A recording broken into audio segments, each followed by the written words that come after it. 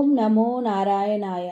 మాఘపురాణము 22వ అధ్యాయము క్షీరసాగర మథనము. 21వ అధ్యాయంలో శివుడు బ్రహ్మ విష్ణువునకు భేదము లేదని నారదుడు శివుడు స్తుతించిన శివస్థుతిని గురించి తెలుసుకున్నాము. ఈరోజు 22వ అధ్యాయంలో క్షీరసాగర మథనం గురించి తెలుసుకుందాం. గృత్నమద మహర్షి జహ్నుమునితో ఇట్లా నేను జహ్నుమునివర్య వినుము. అశ్వమేధయాగము చేసిన వాడును, ఏకాదశి వ్రత నియమాన్ని పాటించిన వాడును, మాఘమాస వ్రతమును ఆచరించుచు ఏకాదశి వ్రతాన్ని పాటించినవాడు అశ్వమేధయాగము చేసిన వచ్చునట్టి పుణ్యఫలమును పొంది తుదకు మోక్షమును కూడా పొందును. స్వర్గాధిపతి అయి ఇంద్ర పదవిని పొందును. మాఘ ద్వాదశి నాడు బ్రాహ్మణులతో కలిపి పారాయణం చేయువాడు అన్నదానము చేయువాడును పొందు పుణ్యము అనంతము అని పలికెను. జహ్నుముని గృత్నమద మహాముని తిథులు అనేకములు ఉండగా ఏకాదశి అన్నిటికంటే శుభప్రదమైనది ఎట్లయ్యెను? అనేక అశ్వమేధములు చేసిన వచ్చునంతటి పుణ్యము ఏకాదశి వ్రతము ఒక్కటే ఇచ్చుటయేమి? ఎవరైనను ఇట్లు చేసి ఇంతటి పుణ్యమును పొందిరా చెప్పుము అని అడిగెను. గృత్నమద మహాముని ఇట్లనెను. పాపములను పోగొట్టి ఆయురారోగ్యములను సంపదలను పుత్రపౌత్రాభివృద్ధిని పొందునట్టి వ్రతకథను చెప్పెదను వినుము. పూర్వము దేవాసురులు మేరు పర్వతమును కవ్వముగ్గగాను సర్పరాజు వాసుకిని కవ్వపుత్రాడుగాను చేసి క్షీర సముద్రమును మధించిరి. వారు వాసుకిని మేరు పర్వతమునకు 3 వరుసలుగా చుట్టి దేవతలొక వైపునకు రాక్షసులు మరి ఒక వైపునకు పట్టిరి. వారిట్లు సముద్రాన్ని మధించుచుండగా పద్మాసనాగు లక్ష్మీదేవి క్షీర సముద్రం నుండి పుట్టినది. విష్ణువు ఆమెను భార్యగా స్వీకరించెను. అటు పిమ్మట ఉచ్చైశ్రవమను అశ్వము, కామధేనువు, కల్పవృక్షము, అమృత కలశము మున్నగునవి సముద్రం నుండి వచ్చినవి. మహావిష్ణువు వానిని ఇంద్రునికి ఇచ్చెను. దేవదానవులు మరలా సముద్రమును మధించిరి. అప్పుడు దేవతలు రాక్షసులు భయపడి సర్వలోక శరణ్యుడైన శంకరుడి వద్దకు పోయి నమస్కరించి ఇట్లు స్తుతించిరి. దేవదానవులు చేసినటువంటి శివస్థుతి. నమో భవాయ రుద్రాయ శర్వాయ సుఖదాయినే నమో గిరాం విదూరాయ నమస్తే గిరిధన్వనే నమః శివాయ శాంతాయ నమస్తే వృషభధ్వజ నమో నిత్యాయ దేవాయ నిర్మలాయ గుణాత్మనే త్రిలోకేశాయ దేవాయ నమస్తే త్రిపురాంతక త్రయంబక నమస్తేస్తు నమస్తే త్రిగుణాత్మనే త్రయీ ధర్మైక సాధ్యాయ త్రిరూపాయోరురూపిణే అరూపాయ సరూపాయ వేద వేద్యాయ తే నమః హరిప్రియాయ హంసాయ నమస్తే భయహారిణే మృత్యుంజయాయ మిత్రాయ నమస్తే భక్తవత్సలా పాహ్యస్మాన్ కృపయా శంభో విషాత్వైవాసనరోసమాత్ అని భయపీడితులైన దేవదానవులచే స్తుతించబడిన దీనులను రక్షించు స్వభావము కల పరమేశ్వరుడు ఆ విషమును మృంగి తన కంఠమున నిలిపెను. నల్లని విషము కంఠమున నిలువుటచే శివుని కంఠము నల్లనైనది. అందుచే శివునకు నీలకంఠుడు అని పేరు అప్పటి నుండి ఏర్పడింది. విషభయము తొలగిపోవుటచే నిశ్చింతులైన దేవదానవులు సముద్రమును ధనమును మాని అమృత పాత్రను స్వాధీనము చేసుకునవలయునని యత్నించిరి. ఒకరికి దక్కకుండా మరి ఒకరు అపహరించవలనని యత్నించిరి. ఏ విధముగా తీవ్రమైన గగ్గోలు ఏర్పడినది. మాయావియగు శ్రీ మహావిష్ణువు మోహిని రూపమును పొందెను. ఆమె రూపము అన్ని ప్రాణులకు నయనానందమును కలిగించుచుండెను. మనోహరమలగు ఆమె స్తనములు జఘవములు చూపురలకు ఉద్రేకాన్ని కలిగించుచుండెను. ముక్కు వికసించిన సంపెంగ పువ్వు వలె ఉండెను. నేత్రములు మనోహరములై విశాలములై ఉండెను. మృదువైన బాహువులు, పొడవైన కేశములు, తీగ వంటి శరీరము కలిగి సర్వాభరణ భూషితయై పచ్చని పట్టుచీరను కట్టెను. చెంచలమైన కడగంటి చూపులతో ఆ మోహిని అందరకును మోహమును పెంపొందించుచుండెను. ఆకస్మికంగా సాక్షాత్కరించిన ఆ మోహిని వివాదపడుతున్న దేవదానవులకు మధ్య నిలిచి దేవతలారా దానవులారా అని మధుర స్వరమున పిలిచెను. ఆమె రూపమునకు పరవశురాలైన దేవదానవులు ఆమె మధుర స్వరమునకు మంత్రముగ్ధులై వివాదమును మాని నిలిచిరి.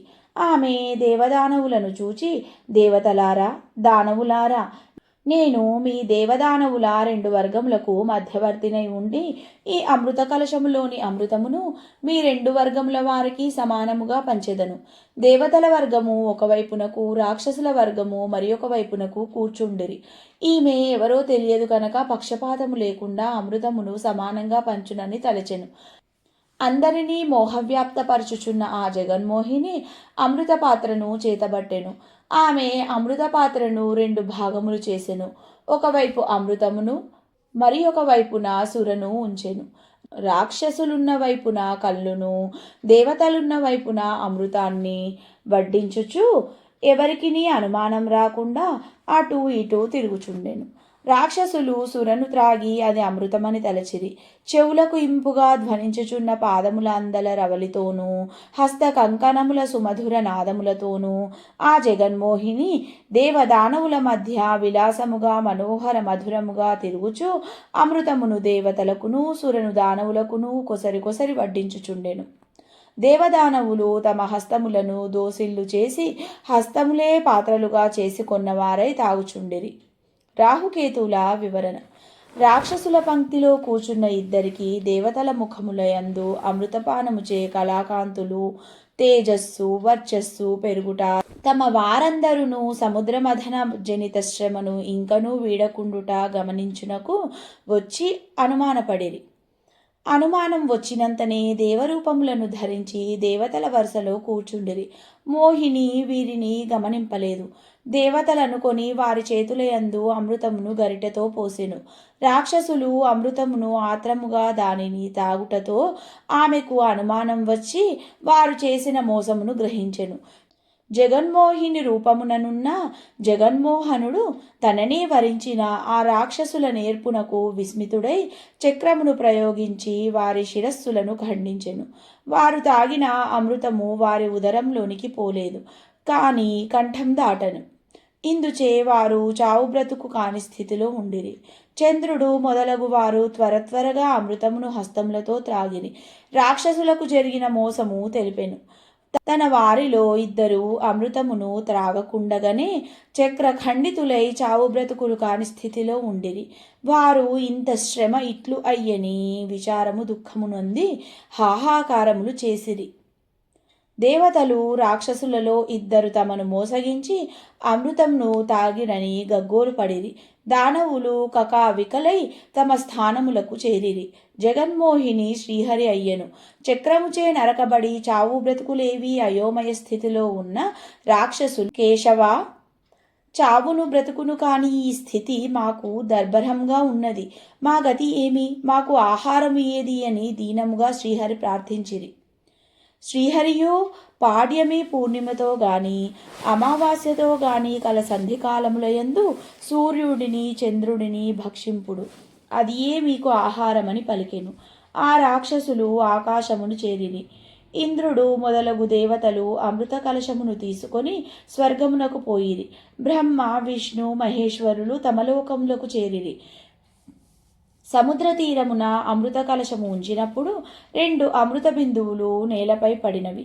ఒక బిందువు పారిజాత వృక్షముగా మరి ఒక బిందువు తులసి మొక్కగాను అయ్యింది.